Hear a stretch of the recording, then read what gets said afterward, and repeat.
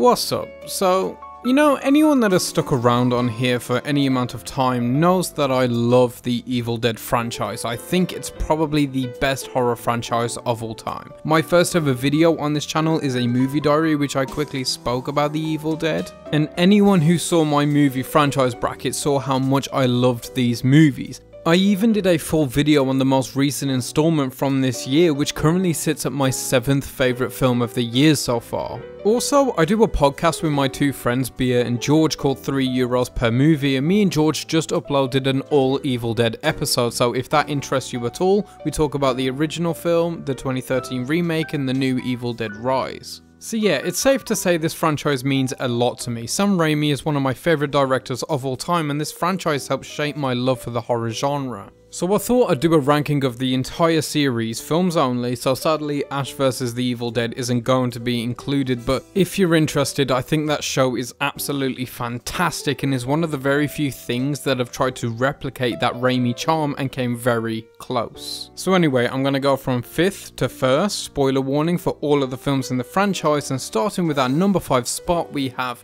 1981's The Evil Dead. Now, it's very important to understand right now, I love every single film in this franchise, and that goes for this one. This film is an absolute classic and I cannot take away from that. Every single aspect of it is iconic, and the one thing this film does incredibly well is that it sets up genius ideas and concepts that would later be used much better. But first things first, I gotta give praise because though I think this film is less than perfect and even less than great, it is excellent for what it is. And what I mean by that is Sam Raimi was 20 years old when he started making this film, which is 2 years younger than what I am now. He was a kid with a couple of friends in the woods filming whatever they could with the scraps that they had, and he absolutely killed it. The makeup is pretty special, not as good as it would get, but still very impressive. The concepts of the Book of the Dead, which he borrowed from Lovecraft, is a unique idea realistically. And though ideas like these have become cliche by now, it isn't a cliche if you're the first to do it. The acting is kind of terrible, if I'm being honest, and Bruce Campbell is far from the star he would later become.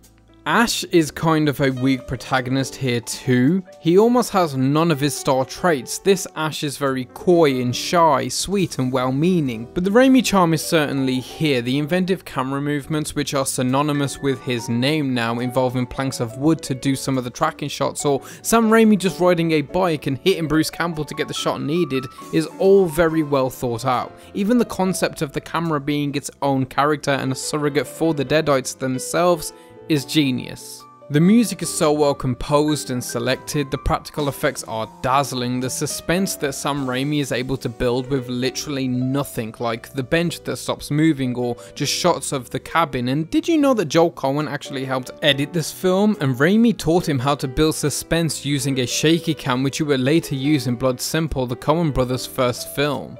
So The Evil Dead is definitely all over the place. Like, the tree rape scene, though I understand why it was there, because at the time everyone in horror was just trying to one-up each other, like Craven, Carpenter, Cronenberg, and this was Raimi throwing his hat in the ring. But it is just wildly unnecessary in today's context. But it is such an important film, and well, the mark of a good horror film back then was getting it banned everywhere, which this was thanks to that tree rape scene, and now people may look back on it and not understand why, but it truly was controversial for its time. I think it's iconic and I love it, but it still just stays 6 out of 10. Through all of its triumphs, it still serves best as a proof of concept piece for the rest of the series, although I will say it does have the second best poster in the franchise. Okay, so next at 4th we have Evil Dead from 2013, and this feels so wrong having it so low because genuinely I love this film. It's incredible. The final moments of this film is some of the best cinematography, not just in this franchise, but in cinema. The blood-soaked scenery is so striking as a visual. There's just an absolute symphony of reds and whites and blacks, and they blend the shades so well that it still presents a coherent picture. I'm just in awe of it every time. The rest of the movie is also fucking fire. I love me some Final Girl horror, and this film changes the formula of the original because it isn't just a remake. They realized at this point that a straight up remake just simply won't do because Ash Williams has become such an icon of the series that trying to redo that character with a different actor would fall flat. So the idea to reroute the remake into a classic horror trope territory with a Final Girl was such a great decision. I love the new cast of characters, and the fact they basically remade the cabin from the first one which burnt down is so emblematic of how much they respect that film. The new kills are really interesting, and I love how well utilized the Book of the Dead is in this one. Though Eric is the stupidest motherfucker in this franchise, I think the look of it really peaked here. I think it was very bold of them to recreate the tree assault scene, but made it more about the binding and general violence rather than the sexual aspect, which is a good way to redo that scene whilst adjusting it to a more palatable idea. There's some iconic shots, some stellar performances, great homages whilst changing a lot of the story to keep it fresh. I truly think it's possibly the best horror remake since maybe The Fly. It's a 7 out of 10 as current, but could easily shoot up to an 8 on rewatch. Okay, so next at third we have the newest entry in the franchise, Evil Dead Rise. Now, I'm not going to talk about this one too much because I already did a whole video on it and spoke about it for like an hour on the Euros podcast, but I think this film is so special. It takes the concepts of Evil Dead and moves them to the city and kind of proves how genius the concepts that Sam Raimi set up are. You can move this story to anywhere and it can be effective, and I think pound for pound scares, this is the most frightening film in the franchise. They really go for the scare factor in this one and it works pretty well. Alyssa Sutherland gives an incredible performance as the mother Ellie in this one, and I think it was interesting to actually make a film that's main character is the Deadite rather than any of the other characters. Like, our final girl is both Beth and Cassie, but I would at no point say that they're the leads. Our primary character is both the protagonist and antagonist, and that's such an interesting place to take one of these films. It's truly refreshing. I do think this film is riddled with missed potential though, like the bank location which never gets brought up again, which I definitely thought it would be. I also thought they should have utilized the other apartments more, which realistically would have been very easy considering it would be the same set just with different design. Plus it would help flesh out some of the other characters just from visual context and adds layers to them without having to do much script work. But that's pretty much all I have negative to say, because I just love how this film is trying to get its own identity. It's not trying to leech off of Raimi's style. They have a couple of homages, especially in the intro, but Lee Cronin goes for his own distinct style, which I appreciate. Again, it shows how malleable this franchise's concepts can be. The use of split diopter shots here are some of the best uses of the technique I've ever seen. Also, one more thing, this film has the best title drop in the franchise for sure, so I'm gonna give it an 8 out of 10 and I honestly can't wait to rewatch it.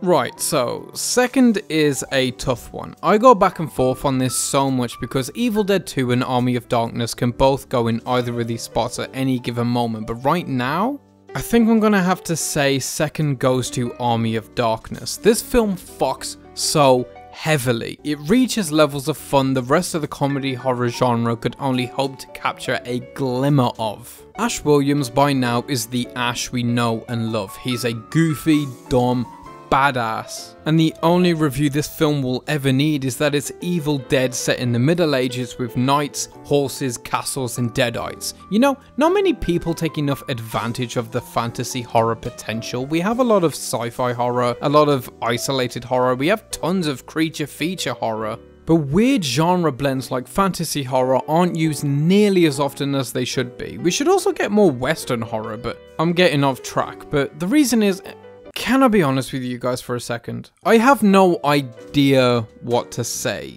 here.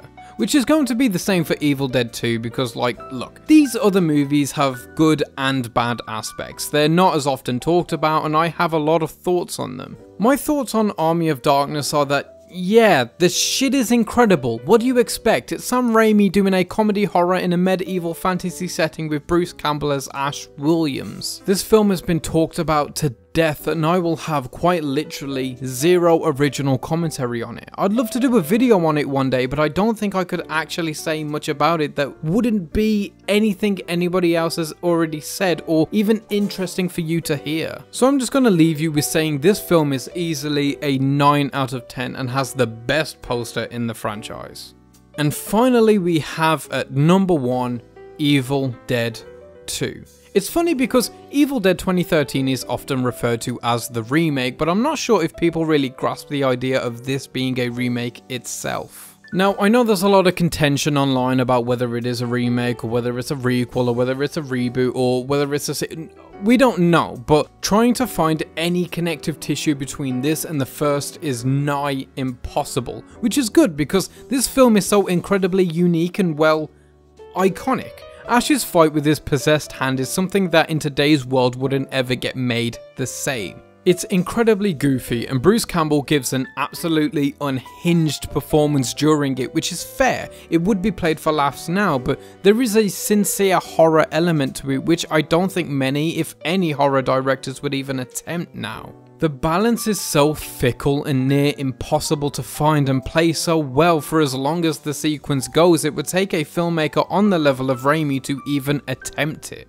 But that honestly goes for the rest of the film. The comedy aspect is shot up to 1,000 from the first, which is mostly unintentionally funny, but also the horror elements never leave and there's a constant unease about the humour. And that balance is what makes this film so special to me. The practical effects and makeup are timeless, the shots are iconic and striking, and it is one of my favourite films of all time. Top 5 for sure, possibly top 3. This was the film that cemented Raimi in my top 5 directors, and every time I watch it I'm reminded of why. So that's why it's got to have the top spot, and I recommend it to absolutely everybody getting into horror and films as a whole. So if you couldn't tell, I'm going to give it a prestigious 10 out of 10. And that about just wraps up the video. Please do drop your rankings below. I'm really interested in seeing what everybody thinks, and let me know what you think of the video. I read every single comment and reply to as many as possible. So whether it's one from the greatest horror franchise of all time or not, as always, keep watching movies.